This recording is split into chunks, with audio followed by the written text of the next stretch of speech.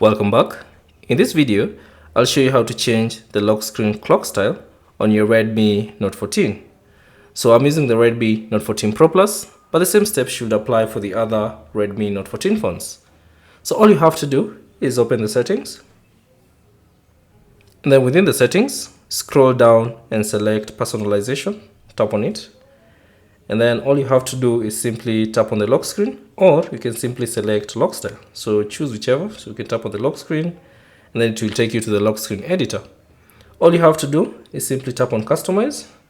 And then since you want to change the clock style on the lock screen, simply tap on the clock and then you should see a couple of options. So you can choose from the three options. So there's that one, and that one. So choose the option that you'd like. So let's say this one. And once you're done, you can simply close this window and tap on apply. And then you can choose to apply this wallpaper to both your home screen or the lock screen only. Choose the option that you prefer. For me, I'll just leave it at lock screen. And there you go.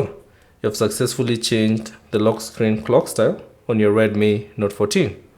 Thanks for watching. If you have any questions, leave them down in the comment section below.